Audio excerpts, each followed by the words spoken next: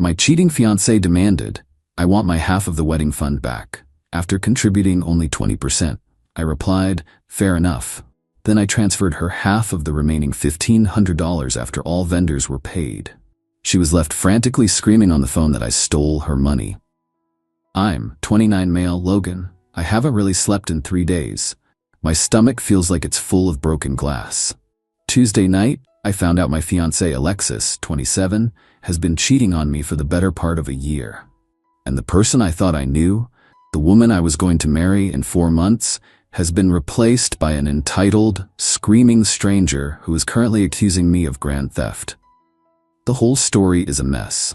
The wedding budget was set at $15,000. I'm a project manager and am fortunate to be financially stable, so I didn't mind covering the majority.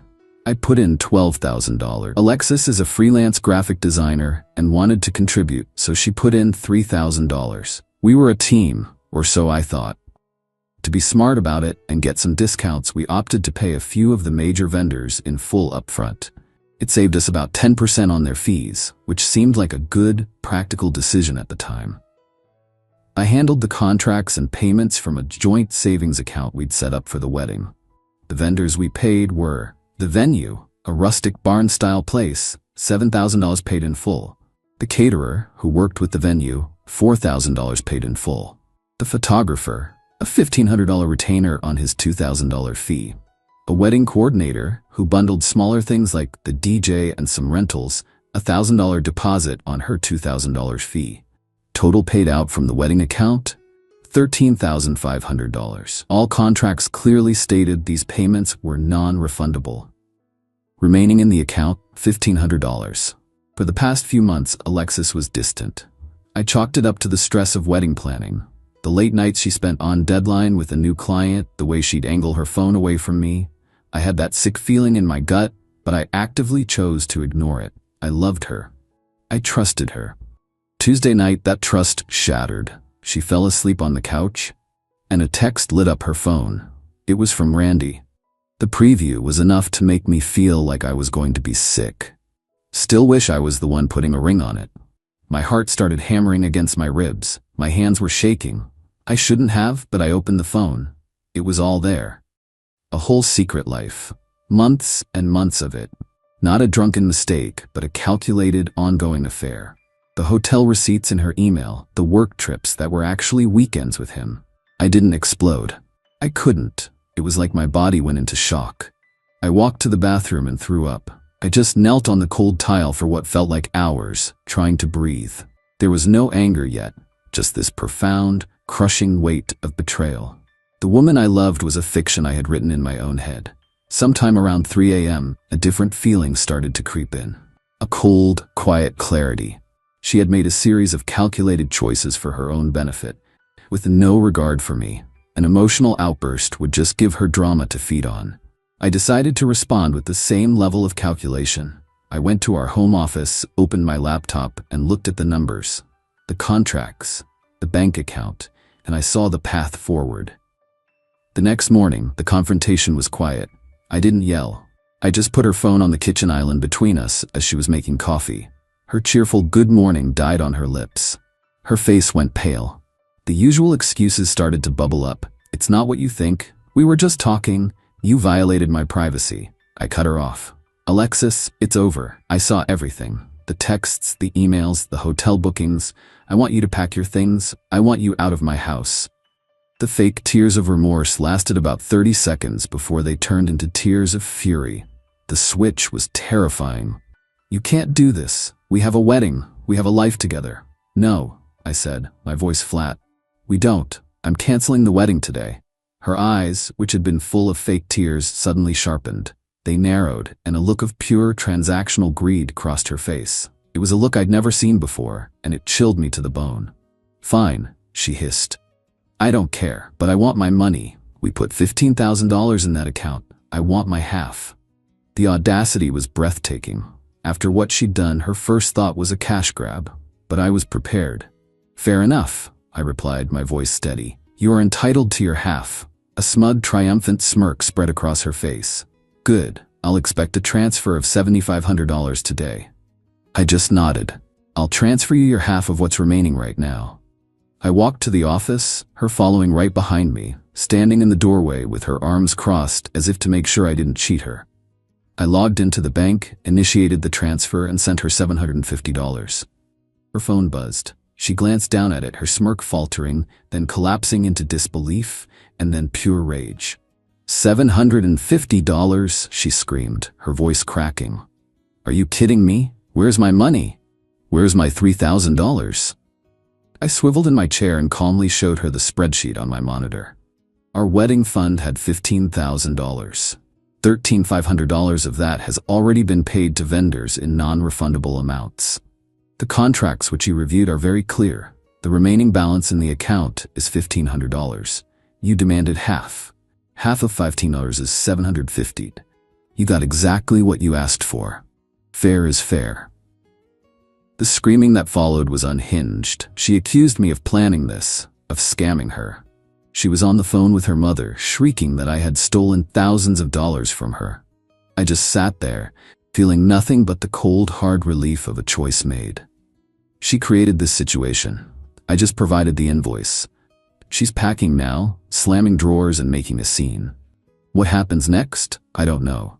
But for the first time in a year, I feel like I'm not the one being played for a fool. Update: this has been the longest 2 weeks of my life. Thank you to everyone who commented on my original post. Knowing I wasn't crazy was a lifeline. As many of you predicted, the entitlement didn't end when Alexis walked out the door. It just went professional. Her moving out was an exercise in petty cruelty. She didn't take half the toilet paper. She took things she knew would hurt. A framed photo of my late grandfather, claiming she thought it was a gift.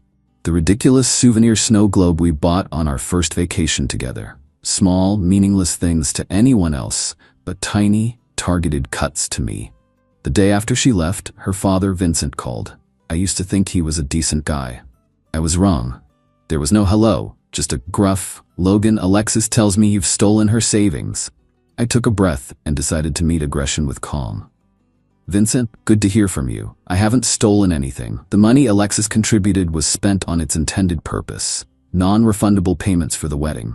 A wedding which, I assume she told you, is canceled because she's been having an affair. There was a pause. She said you two had a disagreement and you overreacted. He said, his voice cold. Frankly, the reasons don't matter. She's a young woman trying to start over, and you're holding her $3,000 hostage out of spite. It's a bad look. Just give her the money and be a man about it. I felt a surge of anger, but I pushed it down. Vincent, there is no money to give. It's gone. It was paid to the venue and the caterer. If Alexis believes she is owed that money, her dispute is with them, not me. I'd be more than happy to forward you the fully executed contracts, which she co-signed, along with the vendor's contact information. You're welcome to try and get the money back from them. He was furious. He started yelling about lawyers and how I wouldn't get away with this before hanging up. It was an empty threat, and we both knew it. No lawyer would take that case. The revenge here wasn't some grand gesture. It was the quiet, infuriating brick wall of contractual reality. They wanted to fight, but they had no one to swing at but themselves. Next came the social media campaign. It was more insidious than a public post. Alexis put up a generic, sad-faced selfie with a caption about new beginnings and learning to put myself first.